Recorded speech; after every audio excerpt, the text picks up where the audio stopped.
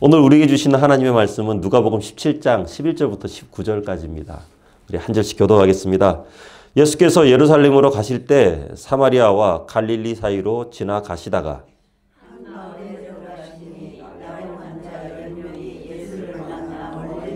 소리를 높여 이르되 예수 선생님이여 우리를 불쌍히 여기소서 하거늘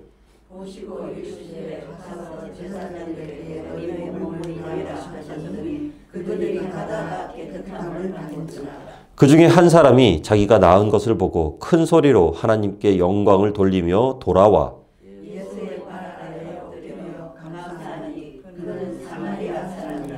예수께서 대답하여 이르시되 10사람이 다 깨끗함을 받지 아니하였느냐? 그 9은 어디 있느냐?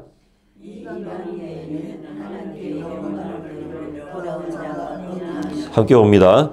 그에게 이르시되 일어나 가라. 내 믿음이 너를 구원하였느니라 하시더라. 아멘. 네, 오늘 본문 말씀은 예수님께서 예루살렘으로 이렇게 가시는 모습으로 시작을 합니다. 지금 예수님께서 예루살렘으로 가시는 이 발걸음은요, 인류 구원이라는 큰 그림을 완성하기 위한 아주 고귀한 발걸음이죠. 이렇게 좋게 말하면 이렇고요. 그냥 나쁘게 말하면 예수님 지금 죽으러 가시는 겁니다. 돌아가시기 위해서 예루살렘으로 가시는 거예요. 그런데 그 와중에도 예수님은 계속 사역을 감당하셨습니다. 병자를 고치시고 기적을 베푸셨죠. 이 사마리아와 갈릴리 그 사이로 지나가시면서 10명의 나병 환자를 만나십니다. 지금이야 뭐 한센병 그렇게 하면은 여러 가지 약과 치료법이 많이 이렇게 개발되어 있죠. 하지만 옛날에는 한센병은 그냥 저주받은 병이었습니다.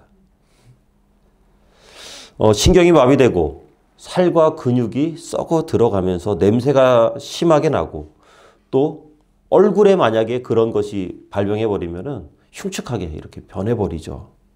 그렇기 때문에 격리돼서 따로 살아야 되고요. 일반 사람들 사이에서는 거의 그냥 좀 심한 말로 하자면 짐승 취급받을 정도로 사람으로 취급을 받지 못했어요. 너무나도 슬프고 안타까운 그리고 소망이 없는 그런 삶이었죠. 그렇기 때문에 예수님의 지나가시는 모습을 보면서 오늘 말씀에는 소리를 높였다라고 이렇게 되어 있는데요. 그냥 단순히 예수님 이 정도로 부른 게 아닐 겁니다. 아마도 있는 힘을 다해서 거의 소리치듯이 불렀을 거예요. 그리고 그 부른 내용도 굉장히 심플합니다. 예수 선생님이여 우리를 불쌍히 여기소서. 제가 이 장면을 보면서 딱 느낀 게 뭐냐면 역시 간절한 사람, 절박한 사람의 기도는요 심플합니다. 예, 뭐가 없어요. 군더더기가 없어요. 간절한 마음에 체면 차리거나 이런저런 수식어가 붙지 않습니다. 눈물 콧물 다 쏟아내면서 그냥 야성 같은 그런 기도를 할 수밖에 없고 그거 하나밖에 기도할 게 없는 거예요. 다른 거는 생각이 안 납니다. 예. 우리를 불쌍히 여기소서 딱 이거예요. 특별히 시편 말씀을 보면은 광야에서나 쫓기는 상황에 있는 다윗의 기도가 많이 나오는데 이 다윗도 하나님께 부르짖는데 특별히 시편 34편 6절을 보면은요. 이 곤고한 자가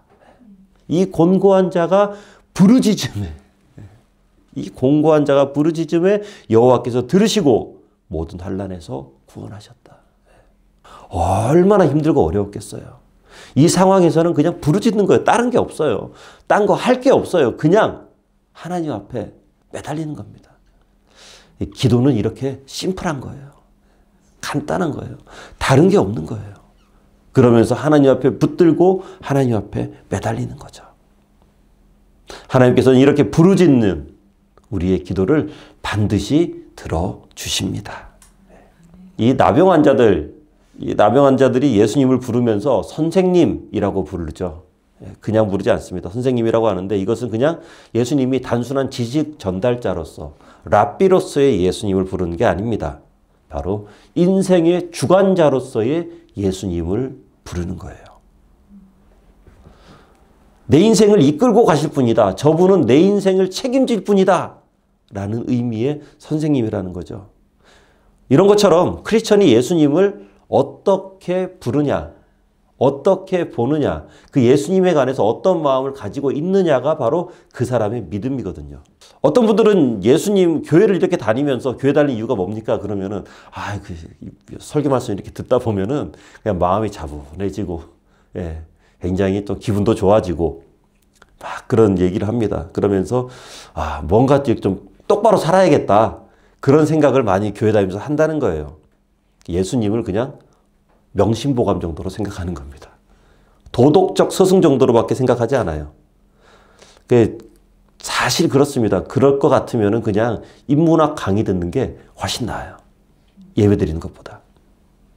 하지만 우리의 삶을 주관하시고 인도하시고 통치하시는 메시아로서, 우리를 구원하신 메시아로서 예수님을 생각하면 그런 우리의 삶에 예수님이 역사하신다는 거죠.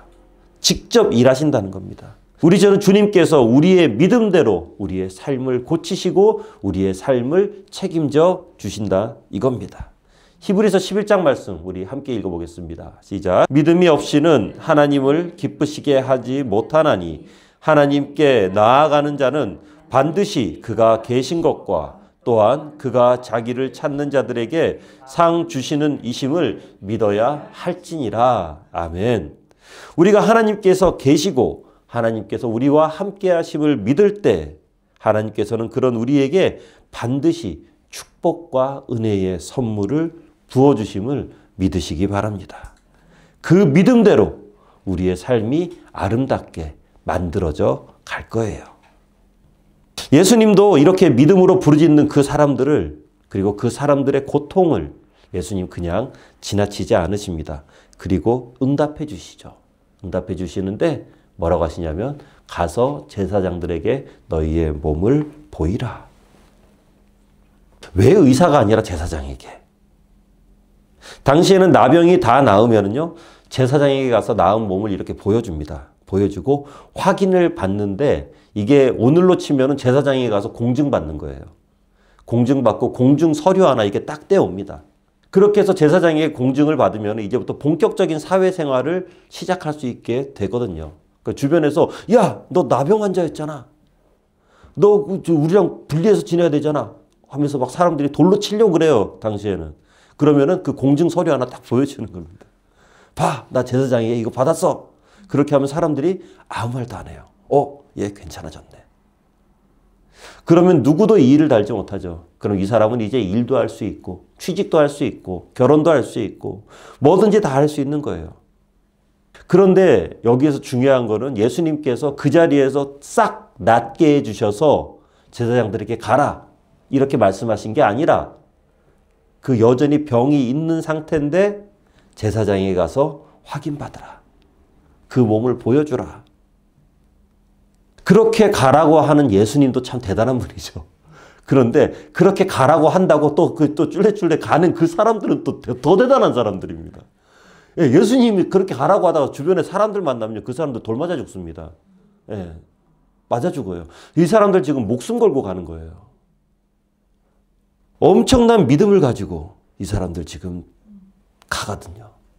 그래서 보면서 기적은 이런 믿음 가운데 일어나는구나. 놀라운 일들은 이런 이미 행해지지도 않았지만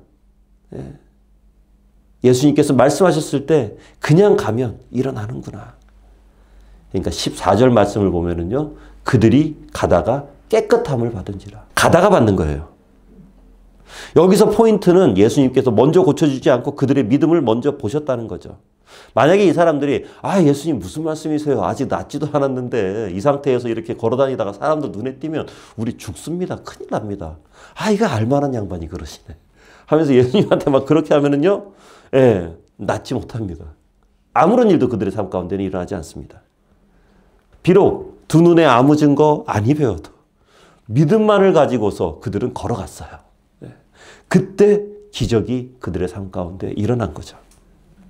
혹시라도 이런저런 생각 때문에 분명히 이거 내가 좀 해야 될 것 같은데 라고 생각되는 것들이 좀 이렇게 머뭇거린 게 있다면은 한번 오늘부터 시도해 보시기 바랍니다. 예수님께서 하신 말씀이 있고, 그리고 예수님의 그 말씀에 내가 순종한다면 그 자리 가운데는 더 이상 내가 일하는 것이 아니라 예수님께서 일하게 될 줄로 믿습니다. 하나님께서는 우리에게 기적과 치유와 소망을 주십니다. 그런데 그것을 담을 수 있는 바구니는요, 우리가 믿음과 순종으로 만들어 놔야 돼요. 하나님께서 아무리 부어주셔도 믿음과 순종의 바구니가 없으면은 그 은혜를 받을 수가 없어요. 담을 수가 없어요. 그러니까 너무 따지거나 때로는 너무 앞서가거나 너무 뒤처지거나 그러면은 안 돼요. 뭐 아직 된 거 하나도 없고 이루어진 것도 하나도 없지 않냐? 그게 아니라 믿음으로 순종하면서 담대하게 나아가는 거죠.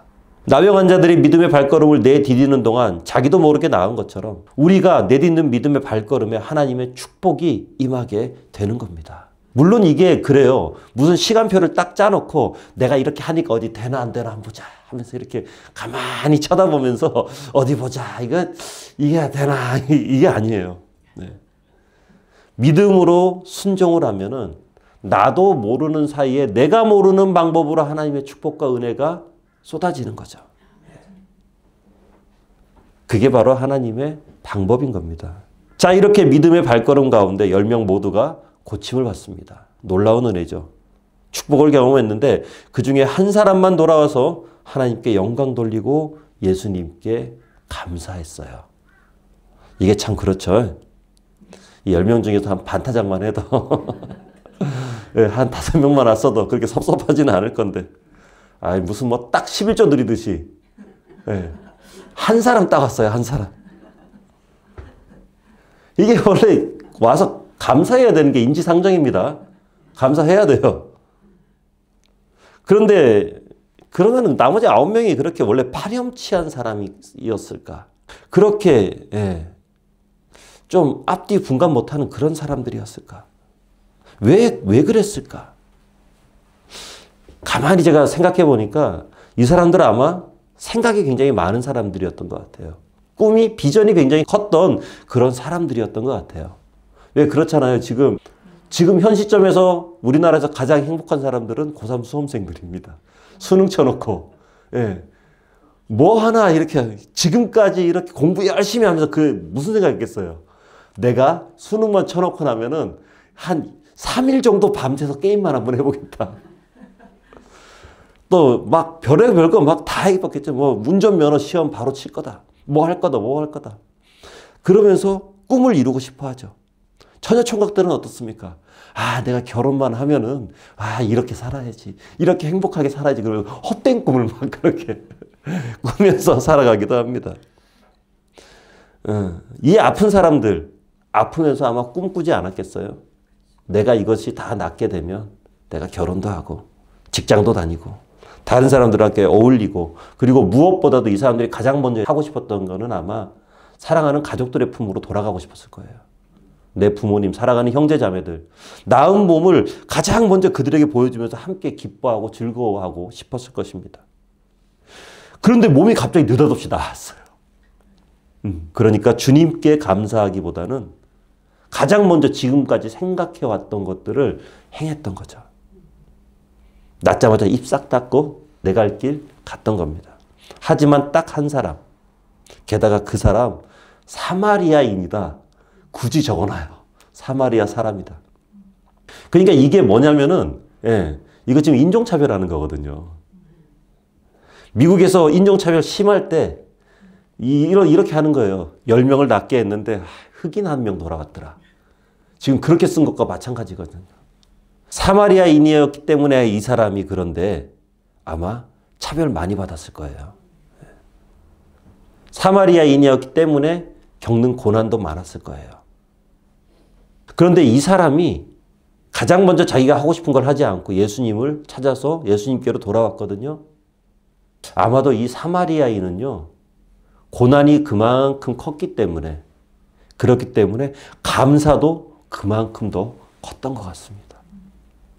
너무 힘들었기 때문에 안 그래도 몸이 아파 죽겠고 몸도 이렇고 막 그냥 엉망진창인데 주변에 있는 유대인들은 나를 그냥 막 지들도 짐승 취급당하면서 지들도 나를 또 짐승 취급해. 이게 뭡니까 이게. 그러면서 그 사람들은 나으니까 막 이렇게 들뜨지만 뭔가 나는 그 사람들과 함께 즐거움에 어울릴 수가 없었던 거죠. 그러면서 한번 자신을 돌아보는 거예요. 그래서 제가 한번 생각해 봤습니다. 이렇게 감사할 수 있는 사람은 인생에 거룩한 쉼표를 한 번씩 찍을 수 있는 사람이구나. 자신을 돌아볼 수 있는 사람이 감사할 수 있구나 라는 거죠. 보통 그래요. 미래지향적인 사람들은요. 비전을 향해, 꿈을 향해 막 갑니다. 그런데 이 사람들 조심해야 될 게 하나님께서 하신 일을 망각할 수 있다는 거예요. 그리고 앞으로 미래로 나아간다는 핑계로 과거에 행하셨던 하나님의 은혜를 감사하지 못하는 경우가 왕왕 생긴다라는 거죠. 그러다 보니까 내 삶의 리더가 성령께서 이끄는 삶이 아니라 내가 이끌고 나가는 거예요. 아, 성령님 그거 그러는 거 아닙니다. 그러면서 내가 내 삶을 이끌고 나가는 거죠. 하지만 감사는요. 무슨 일을 하든지 간에 일단 예수님께로 한번 돌아옵니다. 어떤 상황에서든지 항상 예수님께로 먼저 돌아와 봅니다. 그러면서 알게 됩니다. 아, 이거 내가 한 게 아니구나. 이거 하나님께서 하셨던 거구나. 이걸 알게 되는 거죠. 사랑하는 여러분, 우리가 1년에 한 번 추수감사주일로 지킵니다. 어떤 분들은 또 이렇게 리스트업을 한다 그래요. 올해 승진했으니까 추수감사원금에 2만 원 더 넣고, 올해 우리의 좋은 학교 갔으니까 또 한 3만 원 더 넣고. 아, 근데 가만히 생각해 보니까 지난번에 아팠는데 기도했을 때 바로 낫지 않고 한참 후에 나왔어요. 그럼 또 한 1만 원 빼고. 이러면서 감사를 계산하고 있는 건 아닌지. 근데 그건 아니잖아요. 그죠? 감사는 매 순간 예수님께로 돌아가는 거예요. 그러면서 내 자신을 돌아보는 겁니다. 이 유대인들이 안식일이 되면 3가지 일을 한다고 합니다. 먼저는 뒤를 돌아보고, 그 다음은 위를 보고, 마지막은 앞을 내다본다 라고 이렇게 표현하더라고요. 과거에 나와 함께 하셨던 하나님을 묵상하고, 그리고 위를 보면서 그 하나님을 찬양한 다음에 이제 앞을 향해서, 비전을 향해서 나아간다라는 거죠. 우리에게도 이런 거룩한 쉼표가 언제나 필요합니다. 참 좋은 게 이 주일인 것 같아요. 최소한 일주일 단위로는 한번 돌아볼 수 있거든요. 아무리 좋은 일이 있고, 아무리 하고 싶은 일이 많고, 아무리 바쁘고, 그리고 때로는 아무리 힘들고, 아무리 여유가 없어도 항상 예수님 앞으로 돌아가서 그 예수님께 감사할 수 있는 마음이 우리에게는 반드시 있어야만 된다는 것이죠. 그래야만 미래를 향해서 담대하게 또 전진할 수 있는 믿음이 생깁니다. 미래가 불안한 이유는요. 과거에 나에게 행하신 그 하나님의 은혜를 내가 온전히 알지 못하기 때문에, 그리고 과거에 행하셨던 그 하나님의 은혜가 감사해 본 적이 없기 때문에 미래가 불안한 거예요. 하지만 온전한 감사를 하는 사람들은요. 미래에 대한 확신이 있습니다. 당연히 하나님께서 하셨지 그거. 아, 과거에 내가 운이 좋아서 그렇게 됐어. 그런 사람은요. 미래에 운빨 떨어지면 그 사람 아무것도 못하는 사람이에요. 그런데 아, 이건 과거에 하나님이 하셨지. 그러면 어때요? 미래의 일도요. 하나님이 하실 거지. 그게 당연한 거거든요. 감사하면서 하나님께서 행하신 그 은혜를 음미하는 거예요. 오늘 우리가 하나님께서 행하신 그 모든 은혜를 음미하고 또 묵상하는 그런 하루 되기를 간절히 바랍니다. 그 은혜를 온전히 음미하고 깨닫고 느끼게 된다면 우리의 미래는 오히려 하나님께서 행하실 그 은혜와 하나님께서 행하실 그 놀라운 축복으로 인해서 담대한 마음으로 무슨 일이든지 행할 수 있게 될 것입니다. 자, 이렇게 한 사람만 돌아온 모습을 보고 예수님은요, 크게 실망하세요.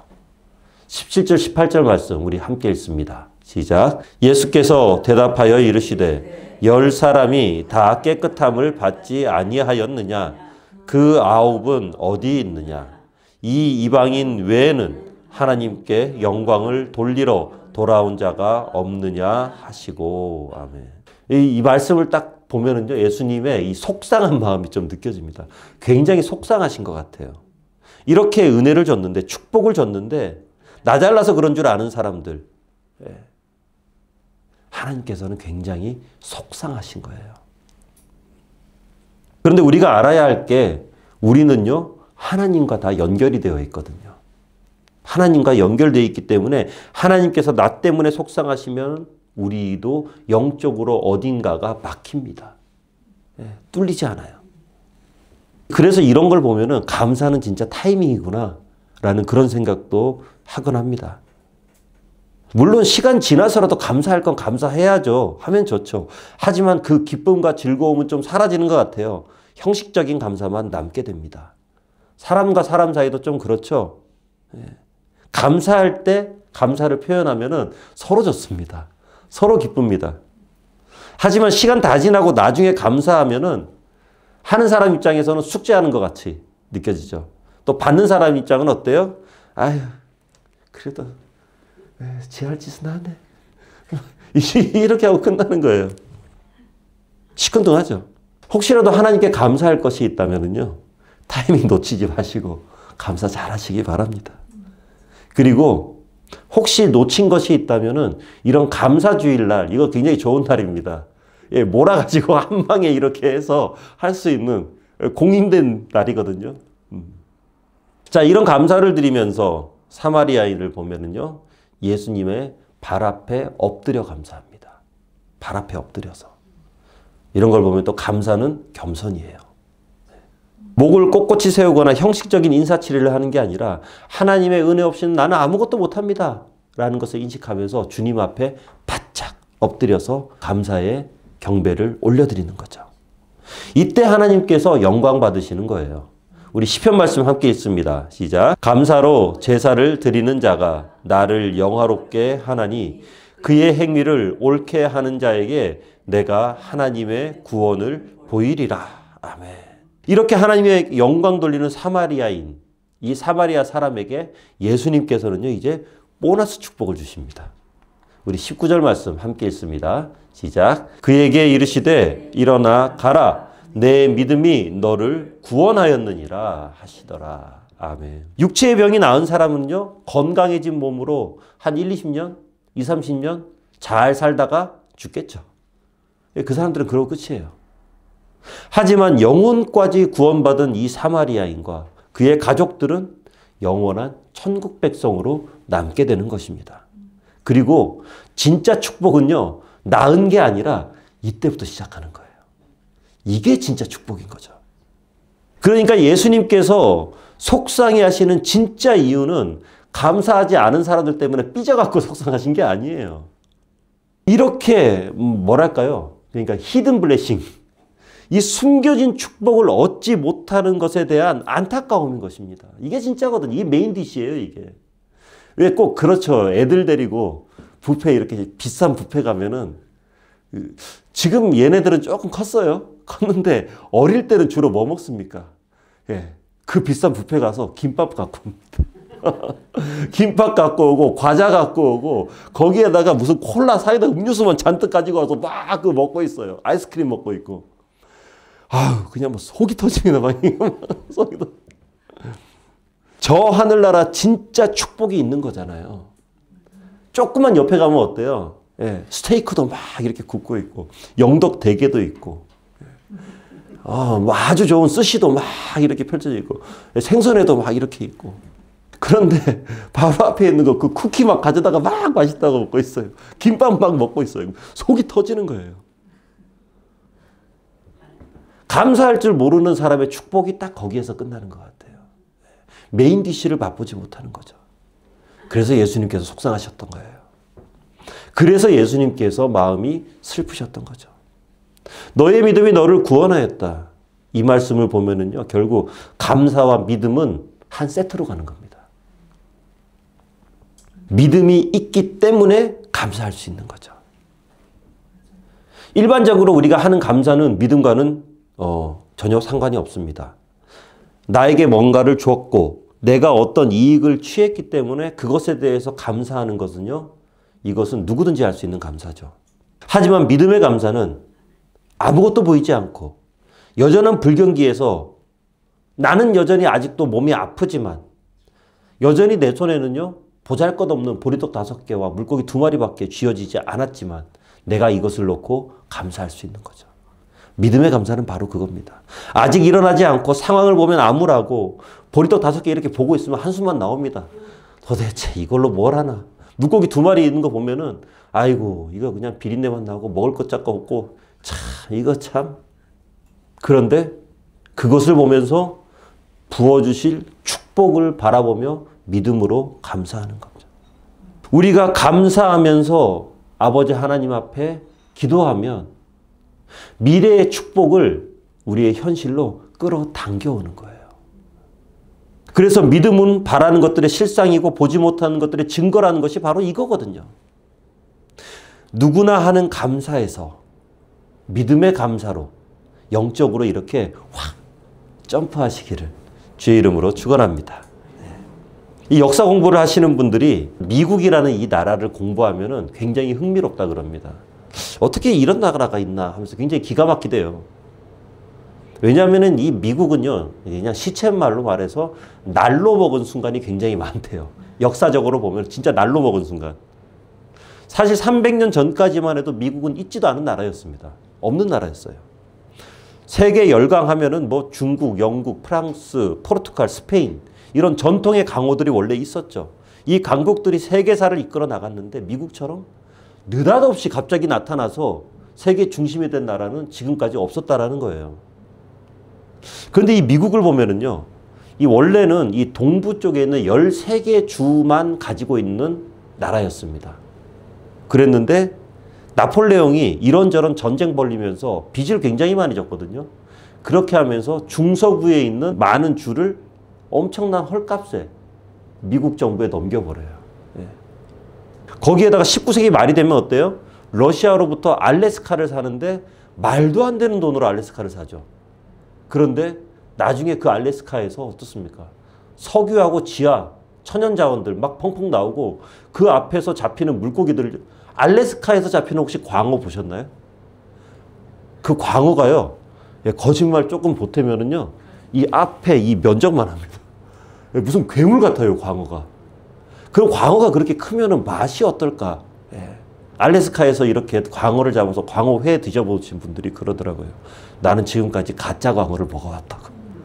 그렇게 맛있답니다. 예. 그렇게 좋대요. 그런 땅을 헐값에 이렇게 매입하죠. 그리고 미국이 경제적으로 뭔가 이렇게 필요할 때는 여기저기에서 전 세계에서 어때요? 시기적절하게 전쟁이 막 일어나 줍니다. 미국하고 상관없는 전쟁이요. 그러면서 그곳에 무기 팔아먹고 식량 팔아먹고 또 그렇게 하다가 전쟁에 직간접적으로 이제 또 참여를 하게 되죠. 그러면 어때요? 그 전쟁에 승리하면서 엄청난 이익을 또 미국이 가져와요. 그러니까 이 미국의 역사를 이렇게 쭉 보면은 이 운대가 기가 막히다는 거예요, 이게. 말할 수 없을 정도로. 하지만 이 모든 것이 어디로부터 온 것이냐? 하나님께 감사한 것으로부터 온 거예요. 왜냐하면 처음에 미국에 도착한 청교도들이 100명 정도가 도착을 하죠. 그리고 첫 해에 겨울을 나면서 한 절반 정도가 얼어 죽습니다. 굶어 죽고요. 겨우 남은 50명이 인디언들에게 옥수수 농사를 배워요. 그렇게 해서 옥수수 농사를 짓죠. 그러면서 첫 수확을 합니다. 그 수확을 앞에 놓고 이 사람들이 다 그냥 대성통곡을 했다 그래요. 대성통곡을 하면서 뭘 했냐? 3일 동안 하나님 앞에서 예배를 드렸다. 이게 바로 추수감사절의 기원이라고 하거든요. 오늘날 세계 최강대국이 된 미국의 시작은 바로 하나님을 향한 감사의 마음이었습니다. 그 옥수수 수확한 거 보면은, 예. 그리고 하나님만 믿고 의지하면서 미국으로 왔는데 사람들 절반이 죽어나간 거 보면은 하나님을 버릴 만도 합니다. 하나님 믿고 왔는데 우리 하나님께서 우리를 돌보시지 않으신다라고요. 하지만 이 사람들 첫 수확을 가지고 가장 먼저 하나님께 감사 기도하면서 하나님께 영광을 올렸다는 것. 바로 미국이 세계 초강대국이 된 그 시작점에 하나님을 향한 감사가 있었다는 것. 그 미국 사람들, 청교도들 처음에 넘어간 그 사람들 생각하면은요, 우리는 감사할 거리가 굉장히 많은 사람들이죠. 매 순간 감사하지 않을 게 없습니다. 부디 그런 감사의 마음을 하나님 앞에 표현하시기 바랍니다. 베풀어 주신 그 은혜에 우리의 진심을 담아서 감사의 예배를 드릴 때 하나님께서는요, 숨겨놓으신, 그리고 예비해 놓으신 더 큰 은혜와 축복을 우리에게 부어 주실 것입니다. 오늘 추수감사주일에 하늘로부터 내려오는 신령한 기쁨이 우리 모두에게 충만히 거하기를 주의 이름으로 축원합니다. 네, 기도하겠습니다. 은혜가 풍성하신 아버지 하나님, 참 많은 것들 주셔서 감사합니다. 우리의 호흡마다, 그리고 우리의 걸음마다 하나님께 감사하지 않을 것들이 없습니다. 물론 때로는 인간적으로 한숨이 나오고, 때로는 속이 상하고, 그리고 때로는 그 어떤 상황을 마주하고 싶지 않은, 도망가고 싶은 그런 상황이 우리 앞에 펼쳐진다 할지라도 그 모든 것들을 통해서 행하실 아버지 하나님을 기대하며 먼저 감사할 수 있는 우리의 믿음이 되도록 해 주시옵소서. 남들 다 아는 감사가 아니라 믿음과 순종의 감사로 하나님께 올려드리는 우리가 되도록 해 주시옵소서. 예수님 이름으로 기도합니다. 아멘.